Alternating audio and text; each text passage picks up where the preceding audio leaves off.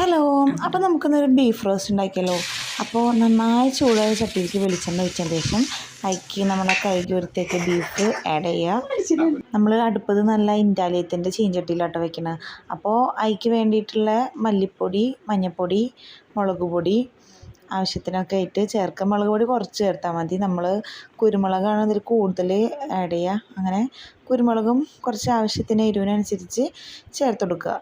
പിന്നെ ചേർക്കുന്നതാണ് നല്ല ജീരകം, ചെറിയ ജീരകമില്ലേ, അതിൻ്റെ ഒരു ടേസ്റ്റ് എടുത്ത് കാണിക്കണം. അതുകൊണ്ട് അതും കുറച്ച് കൂടുതൽ ആഡ് ചെയ്യണം കേട്ടോ.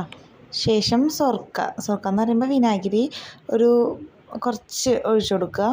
നന്നായിട്ട് മിക്സ് ചെയ്തതിന് ശേഷം നമുക്ക് ഏറ്റവും ആവശ്യമായിട്ടുള്ള ഉപ്പ് നമ്മൾ ഇട്ട് കൊടുക്കാൻ പറഞ്ഞിട്ട്, അപ്പോൾ ആവശ്യത്തിനുള്ള ഉപ്പും കൂടി ചേർത്തിട്ട് ഇത്രയാണ് നമ്മൾ ചേർത്ത പൊടികൾ: മുളക് പൊടി, മല്ലിപ്പൊടി, മഞ്ഞൾപ്പൊടി, കുരുമുളക് പൊടി, പിന്നെ നല്ല ജീരകം, പിന്നെ ഒരു 3 സവോളയും ഒരു 2 തക്കാളിയും കൂടി അരിഞ്ഞതും കൂടി ആഡ് ചെയ്തു. പിന്നെ എനിക്ക് ആവശ്യമായിട്ടുള്ള ഇഞ്ചി, പച്ചമുളക്, വെളുത്തുള്ളിയുടെ പേസ്റ്റും കൂടി ആഡ് ചെയ്തതിന് ശേഷം ലാസ്റ്റ് കുറച്ച് വേപ്പിലയും കൂടി ആഡ് ചെയ്യുക. വേപ്പില കുറച്ച് കൂടുതൽ ഇട്ട് കൊടുക്കുക.